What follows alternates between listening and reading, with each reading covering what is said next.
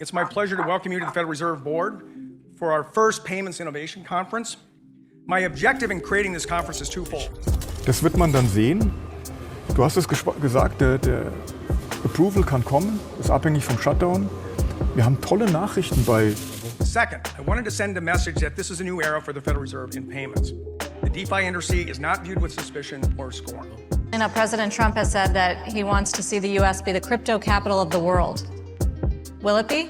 They try to shake me out, but I was born ready. Dropping down the price, then I be getting plenty. They want all your bags and they want all them empty. This is huge news coming out of the Federal Reserve Payment Innovation Conference this morning. We're literally at the finish line, everything we waited years for. First, breaking big news out of the Federal Reserve Payment Innovation Conference this morning, Eleanor Terrett. Governor Chris Waller announced the central bank is proposing a new type of limited access master account, or what he calls a skinny master account, for all legally eligible institutions to receive direct access to the Fed's payment rails so they don't have to rely on partner banks. With this setup, they wouldn't access all the services of a full master account, like the ability to borrow from the Fed. Importantly, every legally eligible entity could get one, and the legal rules for eligibility wouldn't change. Essentially, this new master account title would allow the Fed to greenlight innovation banks, including fintech, stablecoin issuers, and other payment companies. This is a big deal for companies like Custodian Bank and Kraken FX, which have spent years trying to get a Fed master account. With Custodia even taking the Fed to court, it could also speed access for companies like Ripple and Anchorage, which applied this year. The Fed Innovation Conference is today. Executives from Chainlink, BlackRock, Paxos, Circle, Coinbase, Fireblocks, and Arc and more are speaking on the bridging TradFi with DeFi, stablecoins, and tokenization. Paul Barron says, update, the Fed just changed the game for crypto payments. Governor Waller's new skinny master account framework means stablecoin issuers can access Fed rails directly. Crypto payment companies cut out the bank intermediaries. Faster settlements, lower costs, legitimacy. Fed actively supporting crypto integration. Companies like Ripple, Circle, Anchorage have been fighting for this for years now. There's finally a pathway. This is how crypto becomes infrastructure. You're not extra bullish enough. We're literally at the finish line. Everything we waited for years is at our doorstep. Subject views Governor Waller's opening remarks at the Fed Payment Innovation Conference. Happening now, this is an acknowledgement that DLT and crypto assets are no longer on the fringes, but are increasingly woven into the fabric of the payment and financial system. Well, thank you, Susan, and good morning to everyone. It's my pleasure to welcome you to the Federal Reserve Board for our first Payments Innovation Conference. My objective in creating this conference is twofold. First, I wanted to have a conference that focused on the new technologies that have come from the DeFi and crypto worlds and how they are entering into the mainstream payments ecosystem. My goal is to have a vibrant discussion about payments between traditional payment incumbents and the new entrants from the DeFi world. Second, I wanted to send a message that this is a new era for the Federal Reserve in payments. The DeFi industry is not viewed with suspicion or scorn. Rather, today, you are welcome to the conversation on the future of payments in the United States and on our home field, something that would have been unimaginable a few years ago. My view for the Fed from now on is embrace the disruption, don't avoid it. As you know, we are well into a technology-driven revolution in payments, and I'm here to say that the Federal Reserve intends to be an active part of that revolution.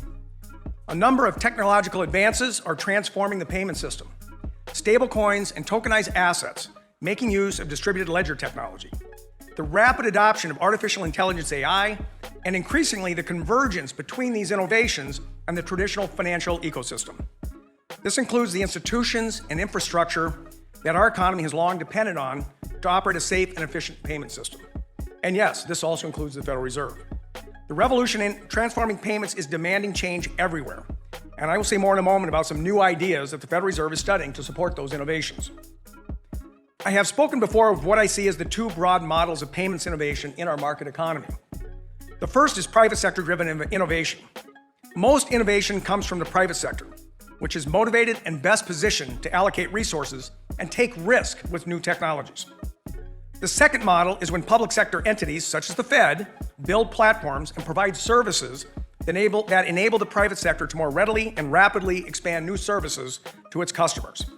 This should be done rarely and in limited circumstances where it addresses a specific market need.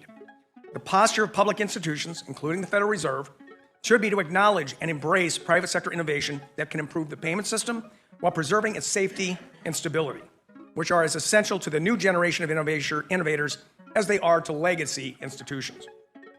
Now let me pull back a moment and remind everyone how we got here. Since nearly its founding, the Federal Reserve System has worked to facilitate payment and settlement system efficiency alongside the private sector. From the beginning, the clearing services provided by the reserve banks obviated the need for daily movements of cash in armored cars with heavily armed guards. Long before we started speaking of the payment rails that are facilitating the kind of innovation we're discussing today, the Fed was running trains on steel rails to deliver and clear paper checks traveling across the country. FedWire began conducting interbank transfers through telegraph wires in the early 20th century. Fast forward today, where we have multiple infrastructures that settle interbank transfers in real time. Today's conference will focus on private sector-driven innovation. We have assembled 100 private sector innovators who are leveraging cutting-edge technology to create new possibilities in the payments landscape. Our panelists are engaging in integrating traditional financial payment rails with distributed ledgers, developing new products and services in the digital asset ecosystem, and leveraging AI in the payment system. It's worth noting that the firms engaged in these activities include banks, asset managers, retail payment firms, technology companies, as well as crypto-native fintechs. This is an acknowledgement that distributed ledgers and crypto assets are no longer on the fringes, but are increasingly woven into the fabric of the payment and financial system. Distributed ledger technology sounds like the standard XRP. XIF crypto break in Germany. German analyst says XRP is no longer just a coin, it's evolving into the bridge layer for global banking. Ripple's G-Treasury management software already installed in 13,000 plus banks is expanding faster after a $1 billion acquisition. Das wird man dann sehen. Du hast es gesagt, der Approval kann kommen, ist abhängig vom Shutdown. Wir haben tolle Nachrichten also ich glaube, in einem anderen Marktumfeld hätte sich hier schon einiges getan, aber möglicherweise staut sich das Positive jetzt insgesamt auf. Ich hatte ja letzte Woche schon gesagt, dass die Banklizenz an Ripple, Ripple hat eine Firma gekauft für 1 Milliarde US-Dollar, die Treasury Management Software baut. Und diese Software ist bei mittlerweile 13.000 Banken installiert. Es handelt sich um das Verwalten von Treasuries, also Risk Management. Wann kaufe ich ein, wie viel kaufe ich ein, wo wird es positioniert. Das bedeutet, man ist jetzt seitens Ripples im Besitz einer Firma, die quasi im Sinne eines Brückenkopfes in Banken installiert ist, um von dort aus dann in das Ökosystem von Ripple inklusive des Coins, des Stablecoins, des Ledgers, der Custody-Lösung die Sache zu komplementieren. Und wir haben eine weitere gigantische Geschichte, nämlich die Evernorth-Gründung. Das heißt, es ist eine Firma, die soll mit 1 Milliarde US-Dollar gefüllt werden und die soll quasi die größte börsengelistete Treasury sein für den XRP und der XRP soll mit dieser Momentum continues to build for XRP, securitized tokenization. That's the future of finance. Tokenization, you've heard this term, that's the future of finance. Subject View CEO BNY Mellon's Treasury Services business outlines the differences between tokenized deposits and stablecoins. Remember that BNY is serving as the primary custodian for reserves backing Ripple stablecoin, RLUSD. What are the benefits of tokenized deposits versus stablecoins? So that's the first part of the question. I'd say, what are the main differences? And then how do you see tokenized deposits being used for payments in a permissionless system, if possible? Yeah, absolutely. So tokenized deposit, we think of that as cash in the bank, right? So it is a digital representation of a bank deposit. And so that stays at the bank. And so that stays within the walls of BNY as an example. And so the benefits of that are certainly cost efficiency, speed, but also liquidity optimization. Still one of the biggest problem statements that exists today in the payments industry is around optimizing your liquidity and reducing trapped cash and really reducing settlement risk. And so the tokenized deposits really help you do those things inside the wall of a bank. But then you have a stablecoin. So stablecoin is, think of that as cash outside the bank. It is backed by some form of collateral, cash, T-bills, what have you, but that can traverse across multiple chains and multiple systems. So we would see that existing alongside other forms of fiat and other forms of existing currency today. So there's a number of use cases. I think both are equally important, but they do different things. IMF managing director is asked on what she thinks of President Trump's mission to make America the crypto capital of the world.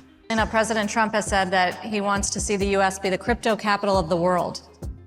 Will it be? I'm sorry, which one?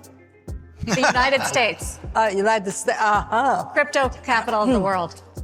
Well, I mean, at this point of time, most of the innovation is here. But as we heard, the future can dramatically change.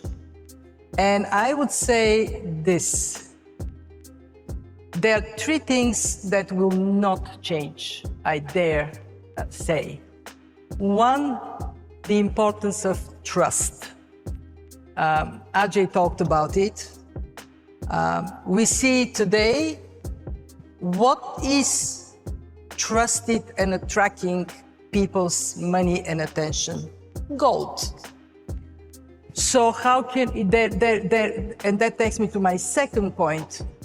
There has to be agility, but at the same time, there has to be a sense that you can anchor your economic behavior into some predictability. And this is where some common standards and compatible policy action of governments have to be in place. And my third point is kind of obvious. We need to talk with each other. We need to work together. We need to cooperate. I want to start where you let me.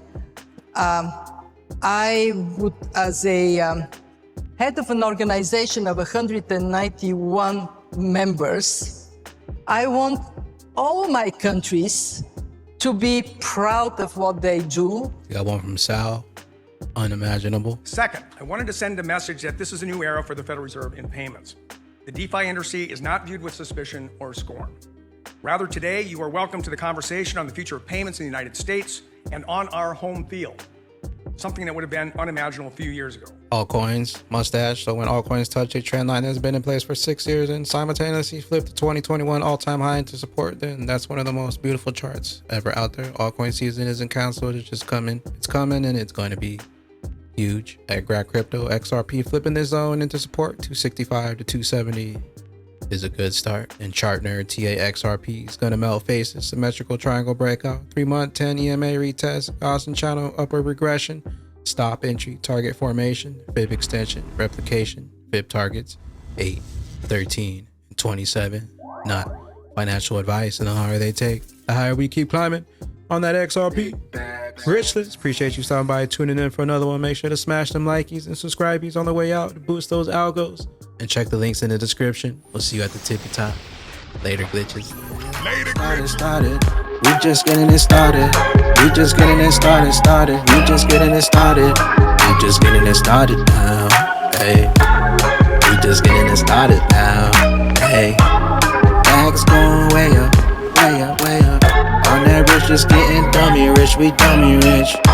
The best is yet to come and you missed the switch. 589 pumping in, it's not a glitch, we dummy rich. Whole family dummy rich, got dummy hits. Them prices blowing minds, feel like that gummy hit. The news was spreading lies and we went and did the opposite. They said it couldn't happen, now watch some prophets live. We was prophesizing like some prophets here. Looking like you ain't had the prize, Bitcoin maxi tears. DeFi in the bags, climbing up a tier. Feel like Santa Claus, stuffing bags, vendors flying high. See you in